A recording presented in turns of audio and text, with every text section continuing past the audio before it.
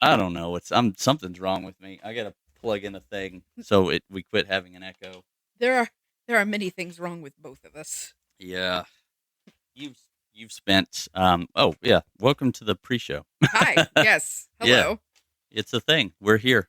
You, s- why did you stop recording? Yeah, my thing's going crazy. There we go. All right, now we're good. Yay. Now we're good. Yeah, you were telling me about I am a sadist, a masochist, A a masochist. masochist. You're over here drinking muddy matcha, like just Yeah, foamy, like a tablespoon of matcha and like 2 ounces of water. 2 tablespoons. You're insane. And 1 cup of water. Mix it around, and then I might add some more because just to make it thinner and drinkable because it is like powerful, and only steep the water only hot enough to be like smoking. I can't. Okay. It's got to be below boiling or it gets really bitter. I know. Yeah. So that, and then I do add a ton of heavy whipping cream to it. Okay. So All it's right. not just I'm- I will I'm- drink it just green foam, but You're like insane. yeah. Do you have the little bamboo whisk too, or do I you do. shake yours? There's no way to do it without the like I've got the little cream maker. We've had this conversation before with the electronic frother. Yeah, it is just not as good. It ain't right. Yeah.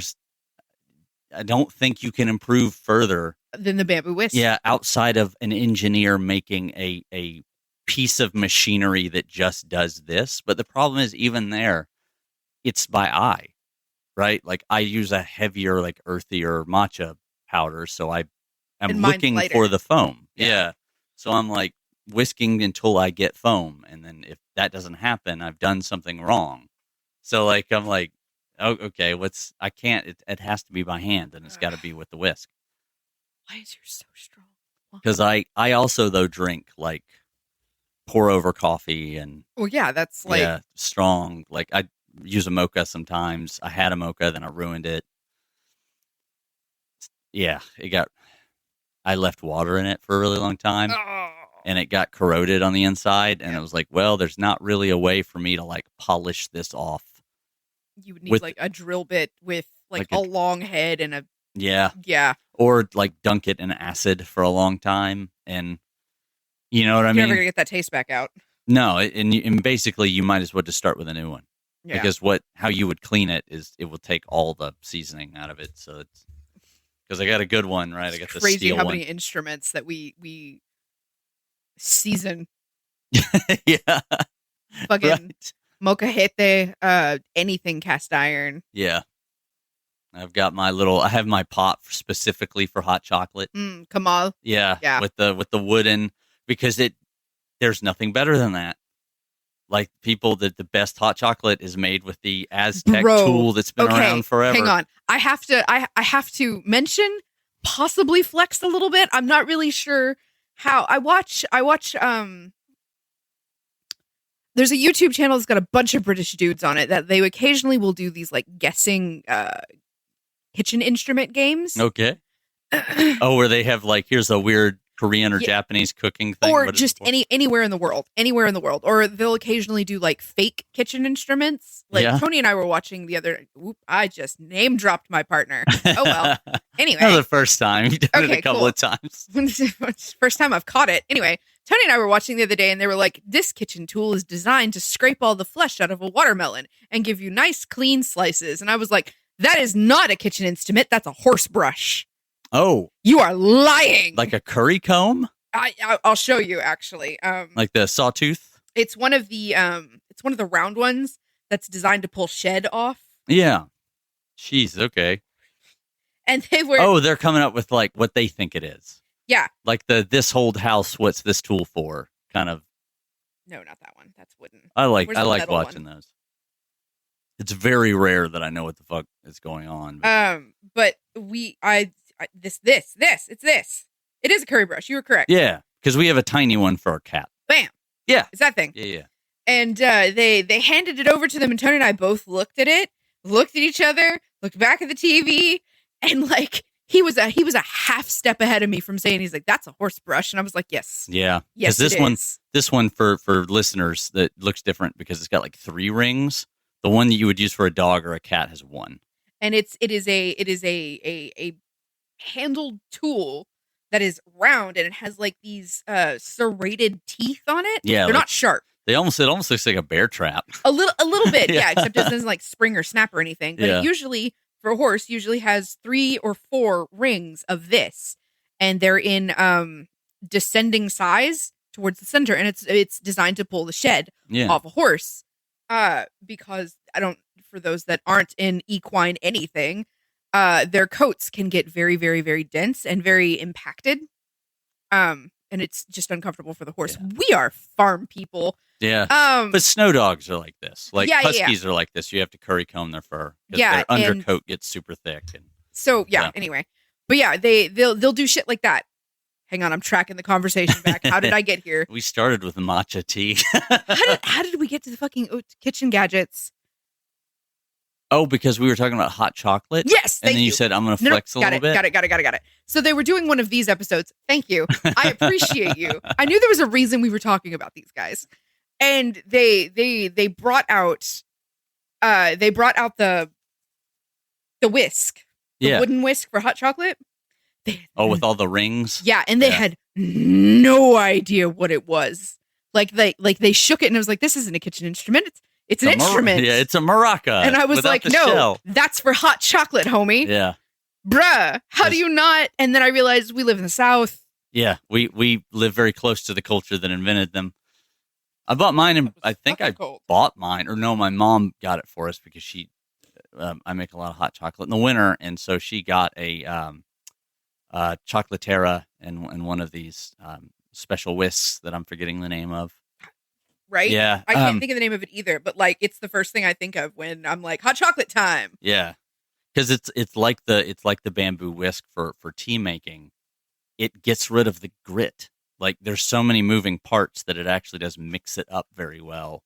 And it gets rid of a lot of the grit from dried cone or dried biscuit hot chocolate. God, they look so fancy too. They are super ornate and I'm sure very difficult to make. Molinillo. There we go. They're beautiful. To circle, I guess. I'm trying to draw from French because moulinette is maybe. Yeah, I know very little to no Spanish, so I'm like, I've never really thought about the etymology of the word. Yeah, it's the hot chocolate whisk. Yeah, it's good, is what it is. Yeah, it's amazing. I like it. It's perfect. Like you cannot improve further upon this design. No, especially if you drink abuelita. Yeah, like we do in our house. Yeah, because it's the best hot chocolate that you can get cheaply. Mm-hmm. I should say, because there's better Mexican style hot chocolate. It's just you have to go find it, or you have to make it yourself. Yeah, and it's usually kind of pricey. I am not above doing. I have done for D&D on several occasions. Yeah. Put that shit in a crock pot. Let it stay warm. Otherwise, it turns into this weird like gel because of all the fats. It's delicious. Yeah. Anyway, I can love it. Whenever we come in contact with people who are not from this area, when talk about because they'll try to drink go on the Mexican aisle and they'll be like candy or hot chocolate, and it'll have spice to it. And they'll be like, why does it have spice? Because it has spice. There's a little bit of chili powder in there. Yeah.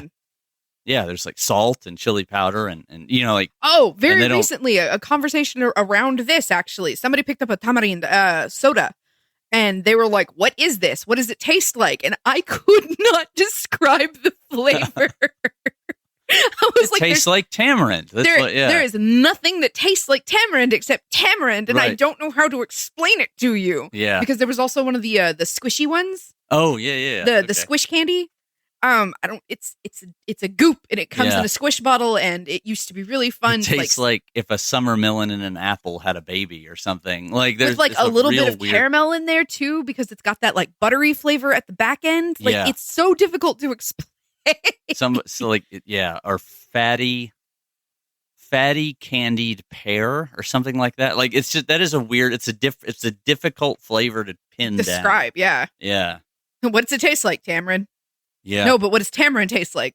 Durian is very similar to that. I've never experienced durian. It's not. I don't think it's all it's cracked. Or jackfruit, for that matter. Even though non-smelly durian. Yeah. Yeah. I want to try jackfruit too because I've seen them in our grocery store a couple Yeah. of times, and I'm like, I want to try it just to say I've tried it. It has a texture. It's kind of like persimmon. Like persimmon's one of those fruits that you just have to experience. Yeah, that's true. And then you get one that's like really sour. And then it puts you off it forever. Yeah. Unless you're a freak like me. That was my thing around capers. The first time I had them was on a boat. It was on a cruise, my senior trip. Oh. And there was pizza. There was a giant Capers pizza bar. are polarizing though. Like, because if you're not expecting tiny pickle. That's exactly. It's like minty and dilly, and it's really in your face. And I had never tried anchovy pizza, and they had anchovy and capers. Did anybody warn you? Well, I knew it was going to be a powerful flavor because it's fatty fish, right? Yeah.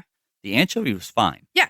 Anchovy was fine. Like, coming from the deep south, right? Fatty fish is normal. Fishy tasting fish is normal. Catfish. Yeah, catfish, right? So I was like, all right, I kind of like, it's a little greasy, but on pizza. Catfish that is trash fish everywhere else. Yeah. But here, it's like $13 a plate. Because we figured out how to make it, though. Yes. It's like oxtails. Oxtails is I will fight someone's mother for oxtail. That used to be a cheap food. Really? It's so the expensive. throwaway cut from a butcher. So good because of the marrow and the... It makes, well, that was the thing, is that like a lot of soul food, right? A lot of black Southern food is from the stuff that no one else wanted or they were allowed to have. Because remember the history of this is that a lot of this food is stuff they either took with them, like rice, right? Rice came to America because slave sellers were worried that black people could not survive on European food. No science back then, right? They thought that black people were different kinds of humans. So they looked at farm stuff, and you can't feed every animal the same thing. So and keep in mind of like how expensive a human being is, right? So what they were worried about is they were going to bring them over and they were going to feed them potatoes and they were all going to die of malnutrition. And so a lot of people they brought food stores with them. And a lot of the thing like watermelon is from Africa. Real yams, like sweet potatoes and yams are different. Yams are giant, but like real yams are from Africa. Now I just want sweet potatoes. Most of the rice that we associate with American rice is African rice, jollof rice, like the varieties that make jollof rice. Because jollof is like a grade and also a way that you make rice. But so many things like as peanuts. I nod at the microphone like they can hear me. Yeah. Sorry. Yeah. No, but it's amazing. We watched the whole show. Me and Emily, when we were on vacation one time, and we watched this show about like the history of food in America, and so much of it was West African food. I believe imported. Yeah, it was really wild. I was like, damn. So like basically, if you're Southern, all the food you grew up with. Yeah. Like basically, like greens, all that. It's really incredible. But collard greens with bacon ends and pieces. Yep. Yep. Man, now I'm hungry. We gotta stop talking about but food. That was like a butcher's cut. Green tea. That's how we got here. Green tea. We've been talking about matcha. We were my sister was talking about an Earl Grey matcha, and then the conversation began. Okay, but like, what else could we matchafy? Yeah, because I imagine a few of them wouldn't be good like that because they would be English breakfast tea would not. It'd be crazy bitter. That already has a lot of tannins in it. Like that is a very specific flavor. Unless like Yorkshire Gold specifically, seems to be like the one that I have found that is like tolerable just straight. Like I don't really need a lot of sugar and I don't need cream with it. I do take it with cream and sugar. Yeah. I am a hummingbird, but I imagine that might be like the one exception that could be matcha. But Earl Grey, hell yeah. And especially who is it? Twinnings does Lady Grey Earl Grey tea. Ooh, I bet that'd be good. Wasn't the actual Lady Grey named Catherine? I wasn't gonna say it. You keep my government name out your mouth. Ugh. Oh man. My partner called me Catherine yesterday, and I just turned around and looked at him. I was like, "Excuse you?" No. I would really like that. Like that would be really neat. I looked up because there's a matcha shortage. Matcha has become so popular that they can't make it fast enough. Kind of like quinoa. Yeah, and what's going on in Japan, especially Quinoa for the longest time that I legit thought was quinoa. What, Noah? I was like, I don't understand this word. And then somebody said it, and I was like, what is that? Yeah. Please explain this to me, because I'm one of those people that I have no shame. If I don't know what a thing is, or if I do not understand, I'll be the first person to be like, educate me. Yeah. Please. It often makes me sound kind of stupid, but like, it's my personal opinion that if you're just nodding along, like, yeah, totally, I know exactly what you're talking about, and you don't, you are stupid. You're gonna make yourself look foolish at some point. Yeah. I got no qualms asking questions. But yeah, so I was corrected in a cloud of laughter that quinoa is incorrect. It is in fact quinoa. Yeah. It's just they never put the accent marks on it. I had no idea. For an aggressively French-sounding food, Right? There's never any accent marks over the word. And you're just like, how do you know? Like, instructions unclear, word mispronounced. yeah. I thought it was like, when I first saw it, I was like, I have no idea where. I thought it was like Middle Eastern, which apparently it kind of is, because couscous is very similar. I was literally just about to bring that up, because like that's what I equated it to. I was like, is it just another flavor of couscous? I mean, what are we doing here? And then you shared with me a thing. So I'm going to share with you a thing. I thought for the longest time, and maybe it is, I don't know. I don't know where these foods come from, but I thought couscous was from South America for a long time. Really? Because of Cusco. Pull the lever. Yeah. Not wrong lever. But because it was have that lever. It was because of the word. You know, it's just like, but it's not spelled the same. It's spelled very much different. Northwest Africa. Oh, there we go. We've got another one. Yet another one. Yeah. Yeah, it turns out like there are two places in the world where like food comes from. Like half of all life species on the planet live in the Amazon. Mm-hmm. And then like half of all foods can be directly tracked to Africa because it's where everyone came from. So as they move around the world, they take these things with them. And it's why you have like dandelions in every country in the world. And they're delicious. Yeah. I have to tattle on myself a little bit. I was feeling fighty the other day. And you know how I get when I'm like, when I'm ready to throw down. So I got in the comment section on one of those videos about the origin of humanity. And you know that's a war zone. Oh, there are people with some crazy ideas. And it's like, and the thing is, so many of them are almost there. You're so close to right, but you're dumb. Yeah. The people will be talking about it and they were like, well, because they'll be debating, because the out of Africa theory is kind of old. Mm-hmm. Like it's thought now that like multiple kinds of humans lived, early humans lived, and most of these branches died out. Mm-hmm. But the predominant human genome came from Africa. And then like, you know, Neanderthals were largely around like Germany and stuff. Mm-hmm. And after 100,000 years, everybody just kind of blends together. Yeah. And Ice Age had a lot to do with that, and you know what I mean. Like, and these peoples were nomadic. Yeah, so everybody got around, and then now we're all pretty fucking the same. You know, like we have very, very, very minor differences. It's just like how much. There's this graph of like how much melanin you produce. It's like shades of wheat, and it's like how close you are to the equator. That's pretty much it. Just saying. Yeah. So yeah, I absolutely picked a fight in the comment section. Yeah. I didn't expect the other person to like be actively online. It popped back so fast, and I was like, "Ee, let's go!" What was it about? The origin of humanity. Yeah. What was their fine opinion? I assume Christian, and that like white people were from Europe directly and no other ancestry. We're all God's children. We were created this way. Evolution. Oh, okay. You've got a different fight going on. Yeah. But the weird thing is, if you're super big into the religious cosmology, a great deal of people on this earth believe that the origin of different skin tones is Babylon. I honestly?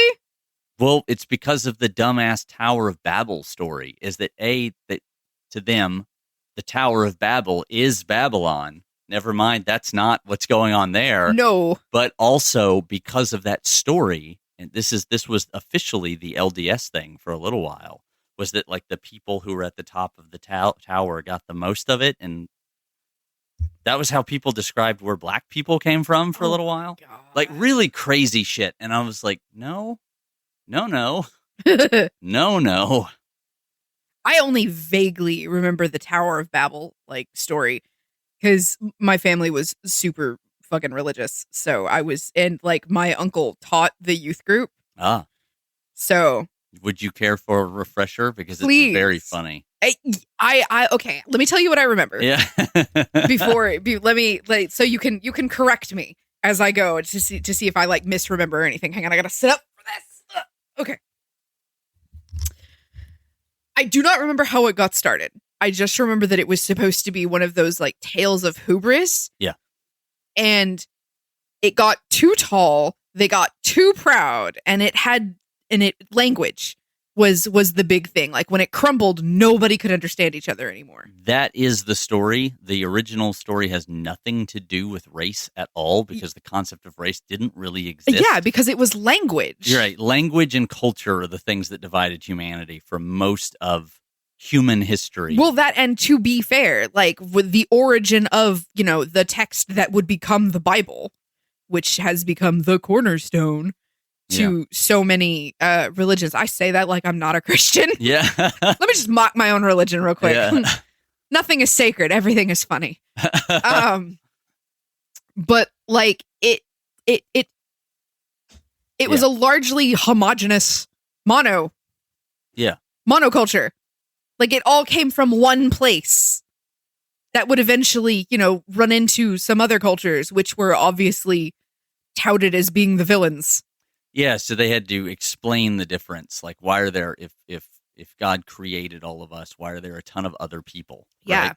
And so... they're all bad guys. Here's the origins. Get ready, because it's weirder than you remember it. Like I said, I only vaguely remember it. I was a child that was more interested in like reading ahead than listening to my uncle pontificate. Yeah. About the hubris of man. So there's, the Noah and the Ark story, right? Yes. God floods the world, makes a rainbow to remind essentially himself not to do this again.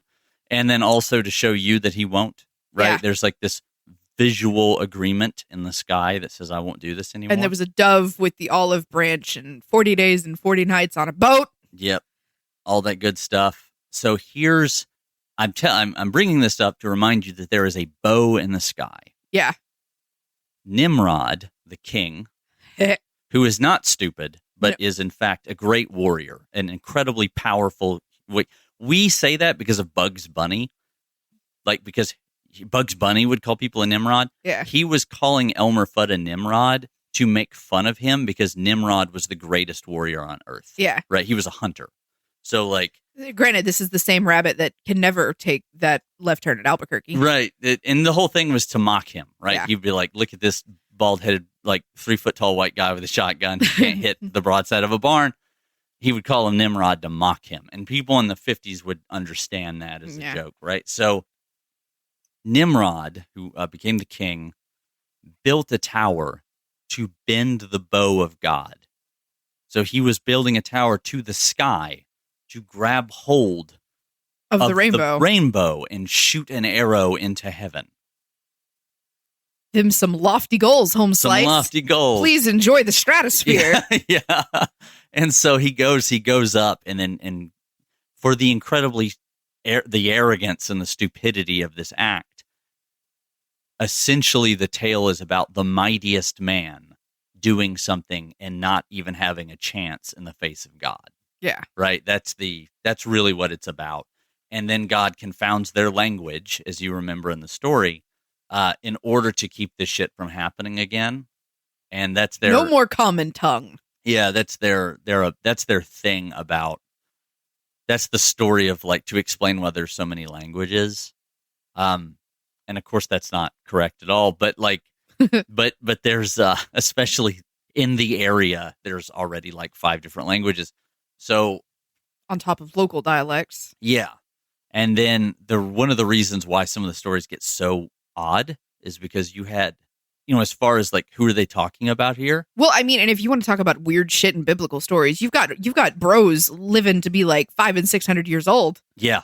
with like 13 wives. John, one of our friends, John, had a thing about this that I've never really looked into to see if it was true or not, like if scholars think that this is the case. But I thought it was a pretty good idea.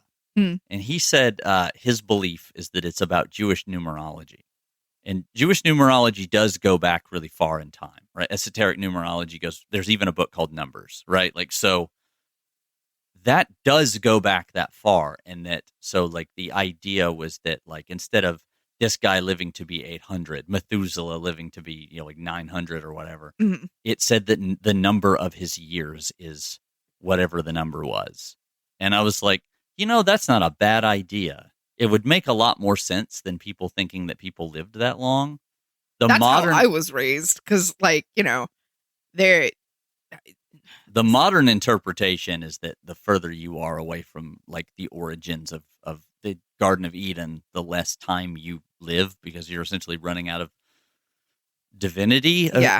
And you're becoming more and more away from God, therefore dying, which is philosophically, like, from if you're wholeheartedly 100% into like Jewish cosmology, kind of makes a little sense, but like, but it doesn't necessarily explain the fact that there are no landmarks and such. And recently I learned something really cool about how what we know early Islam, like, or rather Saudi Arabia and the areas around it were like before Islam, is that people used to write prayers on stones and leave them all over the place.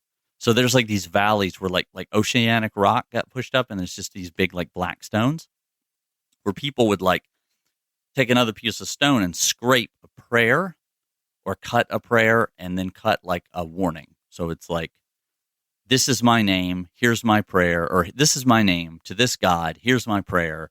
Don't remove this prayer or else your nuts will fall off or something, like something like that, right? Honestly, that's a very human, like little curse thing. Yeah. And the paths where a lot of these herders would meet up that are littered with these rocks, they're all over the place. And it speaks to a very, very, a polygod system where there's a lot of gods, but there's like one God on top. And this kind of like goes back into Semitic history, because that's how Judaism was before Judaism was. There's El, and then there's the Elohim, who are the children of El. And then sometimes those gods fight, right? Like, so like that's kind of what happened. And then during the time where like Babylon and a lot of cities in Judea burn, the power gets consolidated into like a couple of cities. And that's when you start having a central god, a central government, and that city is Jerusalem. So, like, before then, there was like a big god and a big god's wife and a bunch of their kids and all kinds of shit. That's an argument that's come up a lot recently, is or at least on the pockets of the internet that I hang out on, is the whole God's wife is canon.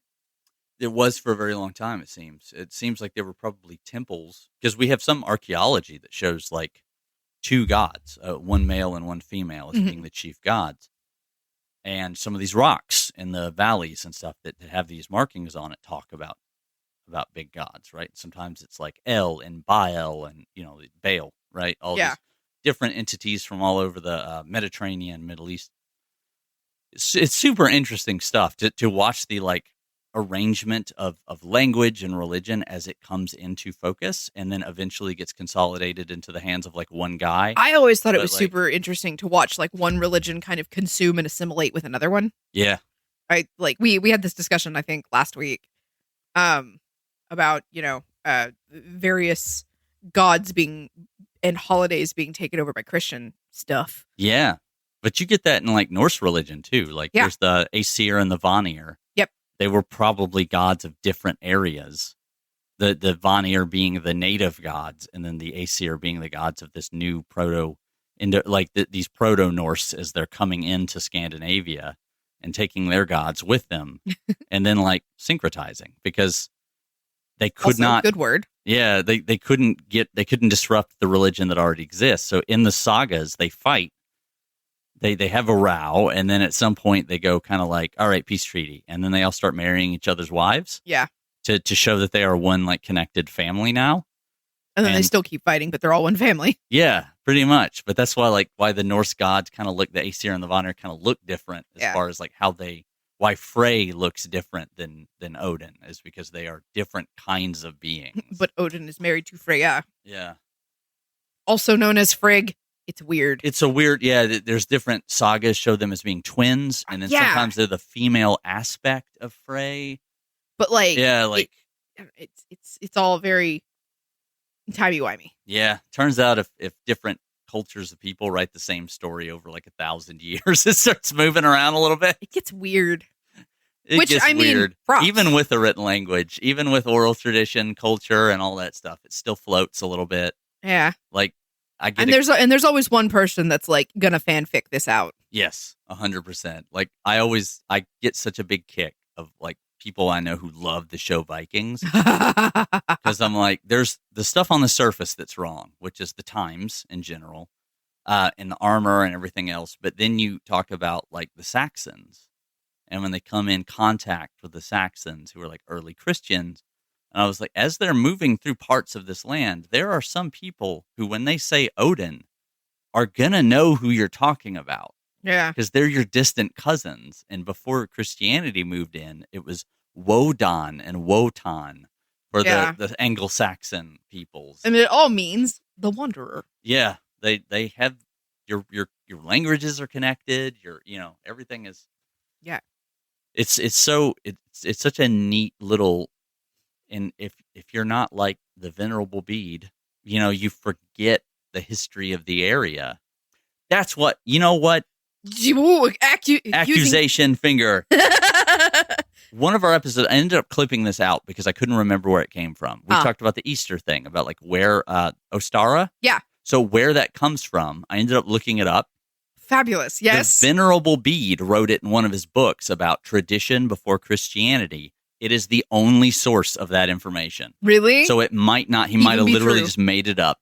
I told you, some of these people be fanfic and shit. Yeah, but we don't know. It might be that he simply misunderstood. Because remember, he wasn't traveling around. He was reading. Yeah. And writing people. And so, like, writing other monks. I also feel like that's weirdly niche knowledge. It's so small. Yeah, but I mean, a lot of our knowledge of, like, quote-unquote medieval England comes from Bede, right? So in his library and his Canterbury Tales and all that other, The Canterbury Tales that were never finished. Yeah, there's so much that is compiled by Bede that we don't know. We don't know his sources. We don't know any of that shit. I got so pissed because I had to do a supplementary. Canterbury Tales done set me off. I had to do a supplementary class because I got super, super, super, super sick my junior year of high school. And over the summer, we were doing like reading, like advanced reading stuff. And they made us read the Canterbury Tales. Do you know how angry I was? I get to like the second half of the book and ain't not a single one of them finished. Yeah. They all just stop. Yep. Mid-plot. And I'm just like, hello? That's why it's like kind of problematic when people are like, well, he wrote them. I was like, we don't know that. Yeah, probably he was compiling these stories in the same way that the Grimm's brothers compiled. He was getting them from wandering bards. Yep. And trying to piece them together in the same way you might interview a bunch of witnesses. Ugh. And then, I was so angry. Like little 16-year-old me sitting in this what is essentially a summer school class, slapping this book down and going, I hated this. Yeah. Let me give you my entire dissertation. Why? And the teacher that does not want to be there is just like, I don't care. Yeah. Right. I don't care that Oh, the Odyssey is subpar, you think? Huh? No, I fucking love the Odyssey. I knew so many people that hated that story because it's super long. So? And it's super long and it's not in narrative, right? It's not like you're reading a modern book. It's written in like lyric poem. So like it's that whole, it's kind of like reading the first bit of the Bible where it's, or any part of the Bible. Verse. It's a verse, right? Yeah. People go like, and then he went here and he did this thing and he talked to this person. because it's meant to be sung in a way that is entertaining and told in a way that's entertaining. I remember being in school and most of my classmates having much of that same issue with Shakespeare. Like, not only because of how it is written, like the structure and format of it, Yeah. but also the language. And I don't know, I guess I have a small brain mutation. I never had a problem with the language of it. Like, I was just immediately translating it into like modern speak in my head. Yeah. I didn't have a problem with that either. I didn't either, I always, but like sometimes he would make references that I didn't understand. well, yeah, because they were meant to be like pop culture references Right. for the time. So And- of course that's not going to make sense to us in 2000 and dick. Yeah, that was the first one I ever read. I think it was in middle school, and I just didn't quite understand some of the humor that I had to read like notes about to get. But like Romeo and Juliet, pretty straightforward. Yeah, Until you get to like as long as you know what like a friar is. And Yeah. stuff. If you don't know that, you might be very much in the woods. if you don't know what a friar is, you also clearly don't live in the South, where there is lots of Catholic down here. That's what it is. Yeah, I was like, I understand like kids coming from like completely. If a kid came from a completely non-religious background, like. Yeah, but even then, like especially like you have popular stories that also involve religious figures, like for Yeah. example, Robin Hood. Everybody fucking knows Robin Hood. That's true. Friar Tuck. Yeah. You know he's a priest. Or Ish. why he's kind of fast and loose. Yeah. It was like that's the part I learned later was that friars weren't like full priests. Yeah. That they had the ability to like go out and They could be priesty, yeah. but they didn't have to be priestly. Yeah. Yeah. That was good, and I demand It was. I'm laughing. acknowledgement. I'm laughing. Hit me with sick hospital earlier. Fuck you. That's right. What did you say that made me say that though? Oh, I was complaining about like I got hit with the AO3 curse this week. It's because someone said allegedly. Yeah. Somebody was like, you were like allegedly. It was like must have been a sick because of the sick ostrich thing. Yeah. Boots and the Ginger, for anybody who doesn't understand that. Letterkenny. Letterkenny. It's from Letterkenny. Must have been a sick ostrich. Fuck. Fucking excellent show. Yeah, seriously. Listen, Linda. If you have never experienced Letterkenny, please do. Like, I put up the hugest fight because I'm one of those little contrary people that, like, the more people tell me to watch something, the least likely I am to watch it. And I put up a great big fight about watching Letterkenny. Like, wouldn't do it until, like, everybody came over to my house and then marathoned from season 1 to, like, season 4. Yeah. And so I don't know. I sat down and started watching somewhere in the middle of it. And like, I expected it to be the kind of humor that I don't particularly dig. Cause I don't go after humorous shows. Like that's not really my jam. Like I'll watch something that is clever and funny occasionally, but like I'm usually there for the drama. I'll be the first to admit that shit. But it is so there are some like, I don't want to say lowbrow. That feels insulting. No, but you were not a what was that? Fuck the Trailer Park Boys. You're not a Trailer Park Boys person. Yeah, like that. I'm not either. I tried to watch it. Bubbles was very funny. Outside of Bubbles, it just made me angry. Or another one that I was told that I would enjoy that I've never gotten around to watching is like Sunny in Philadelphia. That's I like it. A lot of people don't. You either like it or I was informed that it was one of those shows that I would really, really, really enjoy, but I was informed to such a point where I will never fucking watch that show. Kind of like what was the movie all about singing? Sing? No. The Cups one? Yes. With Anna Kendrick? Yes. I don't know. I never watched it. It is eerie when you do that because like I saw her in my head and immediately and like started hearing the song, I got my ticket for the long way round. And then you immediately said it. Yeah. It's weird when you do that. I don't know what it's called. I think it's called like I don't know. But I karaoke or something. I don't know. I don't remember the name of the movies because there's like 4 of them. Yeah. But I was told because I for those that don't know, I went to college on a choir scholarship. Your girl got skills. I was Broadway bound, and then never did it. So like everybody knows music is my thing, and they were like, "Oh, you should watch these movies, you'll love them. Oh, you should watch these movies, you'll love them. We're gonna make you watch these movies," and I'm like, "No." Just dead face, no interest. Will never happen. And then I watched them, and yeah, they're actually pretty cute. Yeah, dude, I can't with some of the stuff that. The one, you know what, a movie that I watched recently that did make me laugh, like out loud laugh a couple of times, and it was such a dumb movie. It's called Samurai in Time. Oh, yes! That shit was very funny and then got very serious. What was it? All of a sudden, like, and you're just like, oh shit, I'm emotionally invested. Yeah. And like, crazy. Another movie that hits along those lines of like you go into it expecting stupid and then like you're like, now I care. Not Shaolin Soccer. That's the second one. Is it soccer related? No, they changed. Fuck, I cannot think of it. My brain refuses to brain. Just for some describe reason, it for me. Maybe I'll know it. It's like a quiz show now. Seriously. What's the first one? What's the second one? I want the first one. It's probably like prequel. It's probably like fucking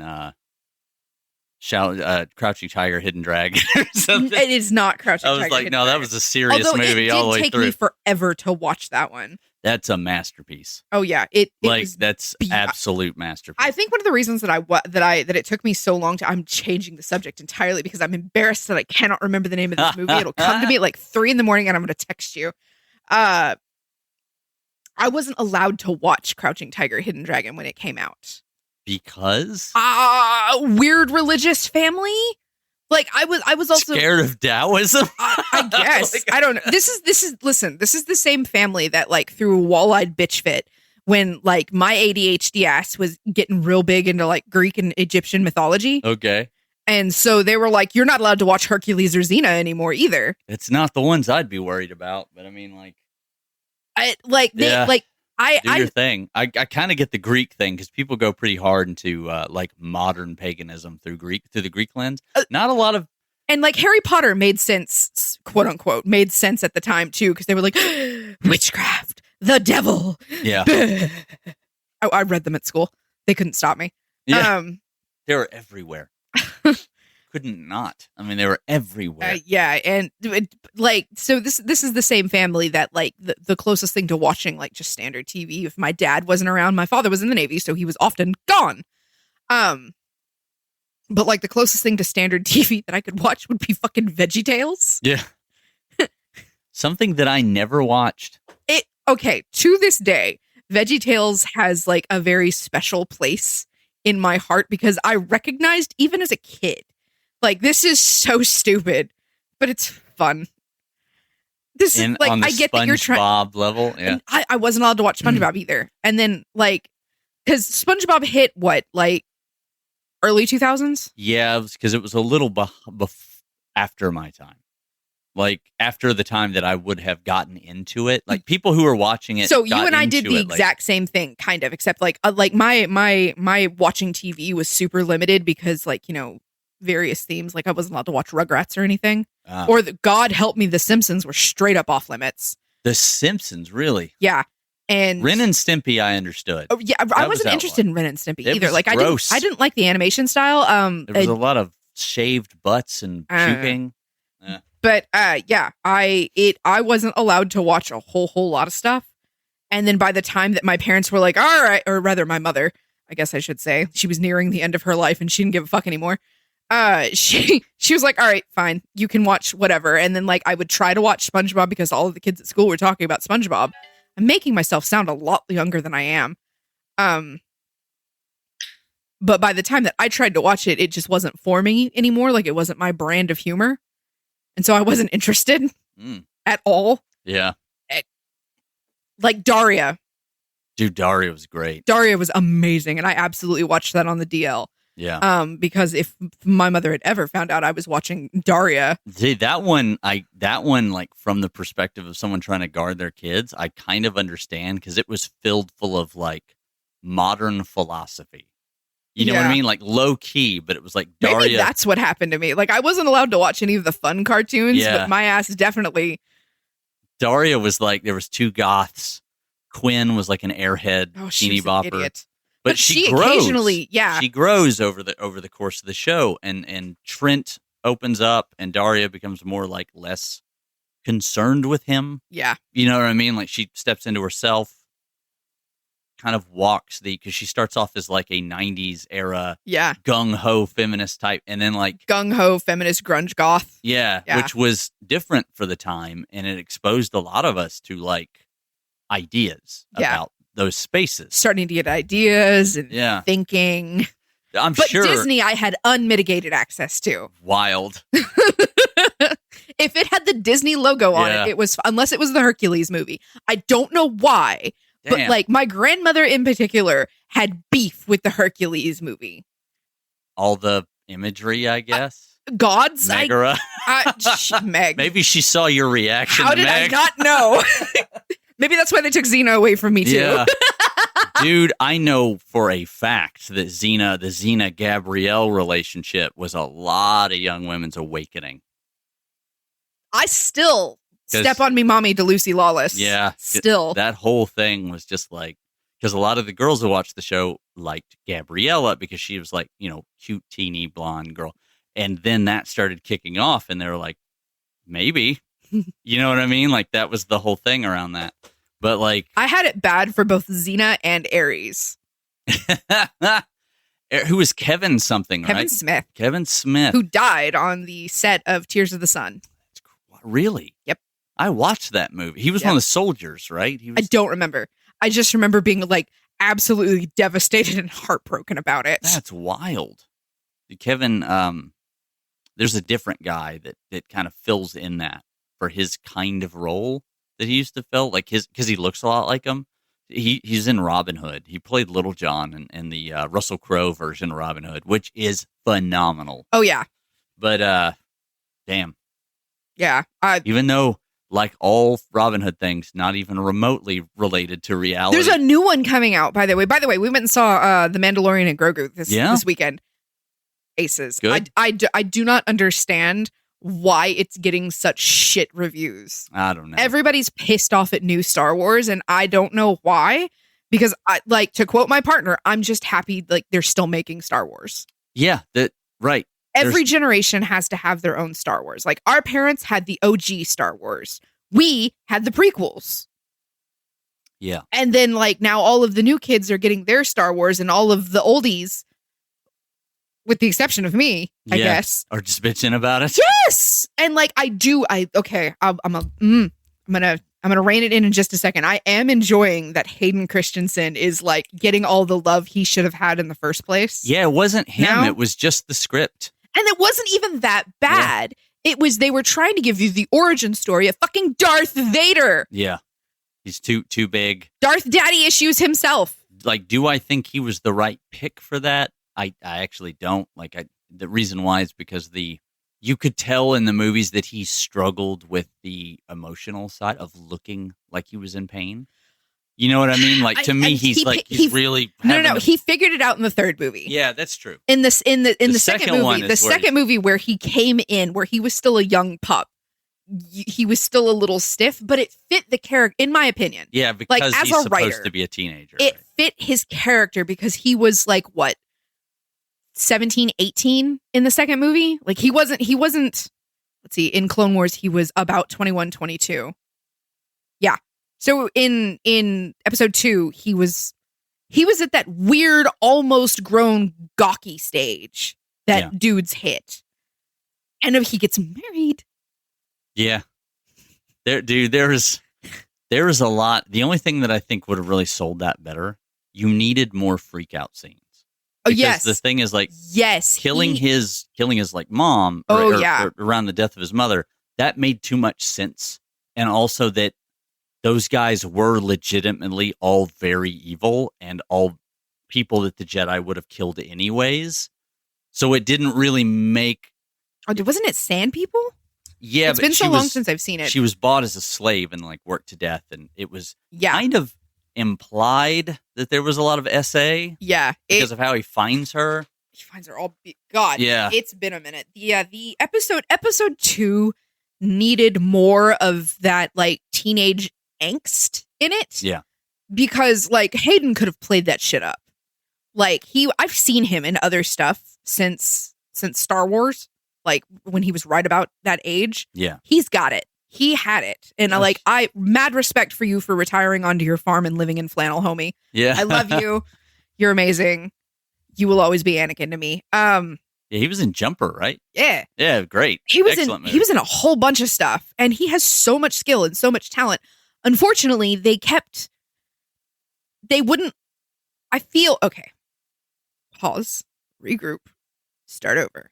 I feel like they didn't give him the opportunity to be a teenager within the script itself. Yeah. Like, I understand that he was a Padawan, a Jedi, and he was supposed to be, I am very passionate about this. And he was supposed to be very, like, he's learning. He's not knighted yet. He's still, Obi-Wan's student. He looks at Obi-Wan as a father figure. Obi-Wan looks at him as a little brother. Yeah. There's the miscommunication there happening. So, and on top of, like, he was too old to be inducted into the order. You have a child that needs fucking therapy. You also... First of all, take the child away from Obi-Wan and give him to Shakti. Exactly. It's either going to be Shakti or Mace. I was like, he's either going to learn to absorb it or move with it. I will counter your Mace window, because I would have chosen, like, if you were ever given a choice to be a Padawan to any of the masters, I would absolutely choose Mace Windu, because he would be the only one that would make me shut up and listen. Yeah. But Plo Koon would have been a good one for him too. Because of his adventurousness. Yeah, because he's so, like, he very much enjoys life. And Kit Fisto would have been way too happy to have him. Yeah, yeah. He needed that. Sorry, that's who I was kind of. you were thinking? I was thinking of Kit Fisto. Okay. I don't know enough about Plo Koon. Plo Koon was Ahsoka's master before she transferred over to Anakin. Oh. So he's the guy with the goggles and the face mask. Yeah, yeah. And his clone unit are the Wolf Pack, and he's practically dad to all. They love him. Yeah, that's right. He's like he's the one that you see in the council, like with the younglings and stuff a lot. That walking through the hallway in the movie. Yeah. All right. Plo Koon is I have mad respect for him. So someone who could have helped him, like he needed Shakti, who was basically in charge of all of the clones. Like as soon as they found out about all the horse shit going down on Kamino, Shakti was like, dibs, and took off. And so all of the clones were with her. So she was teaching the kid clones. Like, she was there with them. She would have been an excellent choice for young Anakin. And someone who would have actually taught him, like, strategy. Not to mention, she's a 6'6" Togruta. Yeah. When he gets out of hand, she could just go thump, sit down. Right. Yeah. Instead, you gave him to traumatized Obi-Wan, who's barely 25 at this point. I will give him props. He was one of the youngest Jedi Masters ever. Yeah. I am such a nerd. And he was literally the Soresu Master. Like, but it's the life experience is the problem. This kid, I say that, this man hit the ground running as a Padawan and never got the opportunity to stop. Yeah. He's so traumatized. He just lost his master. He just fought a Sith Lord that's not supposed to exist. Yeah. And now you've handed him a traumatized 10-year-old who is, like, yearning for his mother. When he's, like, young and coming into it in the first movie, because he's still very young in the first movie. Yes, he's 1920 in the first movie. He comes into a massive, like, a solar system-wide trade war. Yeah. Like, he's with Qui-Gon at that point. Yeah. Like, he's still looking at him, go, what do we do, master? Yeah. And Qui-Gon, the fucking hippy-dippy. Yeah. Yeah. I fucking love Qui-Gon Jinn. They were so fucking mismatched as a pair. Yeah. There's a lot of ways that I felt like I know they have to move the story along, but it's one of those things that unless you write mistakes, you really can't have conflict later. Yes, and it drives me fucking crazy because it was like, it is canon. A canon event across, like, all of the books that are no longer canon, the comics that are canon, and then just, like, the written shit that floats around on the internet that is canon, but, like, it's not anywhere official. Star Wars universe stuff. Yeah, the canon Star Wars universe. It is canon for a Padawan to start with one teacher, and then, like, you know, as they grow and learn and mature, and like, and that master to go, okay, you've learned all you can from me. I'm gonna hand you to my buddy, and he's gonna finish you out. Yeah. But I mean, imagine in that story, right? We got here from Green Tea, bro. Yeah. Well, they Green Tea. did copy a lot of old Japanese movies in the That's first. true. Although, have you watched the Mall series yet? No. You should. It's good. It's only 8 episodes long, but there's a tea ceremony in the middle of it. That's crazy. With Maul, and I'm just like, look at you. That is acknowledging, though, because like Kurosawa and Akira Kurosawa and Lucas were like friends. Yeah, like he consulted on some look Kurosawa movies. Look at the fashion alone for the Jedi. They're straight up wearing like desert clothes with like desert clothes. They're doing kendo. Yeah, they're sword in the first movies. The sword fighting, the way that they like come down through the center line like that and get into a ready position. I'm like, somebody's about to like announce this with a fan here in a moment. This fight is way Japanese. And then a lot of it is just kind of like Middle Eastern / Asian / cowboy Western / knights. Having made Jedi robes now, and also like having done various like cosplay things, like historical cosplay things. So, you know, kimono, yakuza, hakama pants, which is all the underside of the Jedi stuff. That's exactly what it is. Yeah, it's a Middle Eastern overcoat with with Japanese clothes. Home slice. Yeah, space samurais. Yeah. I got handed the Jedi pattern, and I was like, I don't need this. And just showed him all of my shit I had from the getting old, guys. Yep. Things go. Fuck. Kenshin. Rurouni Kenshin. Oh, yeah. Rurouni Kenshin, Samurai Himura. Champloo. Like, I have all of these. I sew, by the way, for those of you that don't know. I have just stacks and stacks and stacks of patterns for, like, cosplay shit and historical his costuming. Rurouni Kenshin always cracks me up. And then I think this is probably around time to wrap this up. My fucking brain spat out Samurai X, and I was like, no! That's Rurouni Kenshin. I know, but it's the wrong one. The good one. Oh, man, with the violent one. What always cracks me up about him gold eyes is, the demon look is always crazy. But the translation, the English translation, he's just speaking, like he's supposed to be speaking like comedically, but they make him sound like he's soft in the head. Where he's like, it's a nice day, it is, like that. And he talks like that over and over again. And it's like he's supposed to be playing up his innocence. Yeah, he's supposed to sound like he's supposed to sound like a soft boy, not soft in the head. Right. He's not supposed to sound like an idiot. He's supposed to be, very, very demure. Yeah, he's very mindful. Very mindful. Look at how he holds his sakabato. Very demure. There's we have some of the weirdest internet touchstones. Fuck. But it's like some of the way he talks is just a direct translation from Japanese, where he's just like, to the castle I am going is just the sentence structure of Japanese. Restructure it. Yeah, it's like, okay to do that. Like, meanwhile, everybody else is, I wonder how he's doing today. And that's it. I was like, why'd y'all make him sound weird? What was it? What was I watching? I was watching one of the animes that you told me about, and somebody, I had the subtitles on because I'm one of those people that, like, occasionally my brain, like, if I look away from the screen while they're talking, it goes from perfectly good dialogue to this to I look away and what? What's happening? Like that TikTok video of, he used to work with his father, and he looks down like that, and he's like, what? Head snaps up. Yes. So I keep the subtitles on, and I've noticed that on some of them, like the sentence that the subtitle says, which is the translation of the Japanese, will be very, very different from the sentence that gets said in English, but the gist is the same. Right. And I love that shit. Where they're trying to culturally translate. Yeah, they're bringing it over.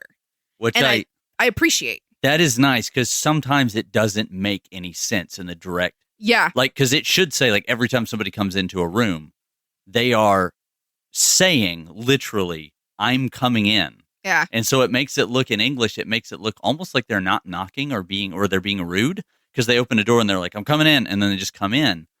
But that is the polite way to you are do that announcing in yourself. Japanese. Yeah. Like, so it's like it doesn't always translate well.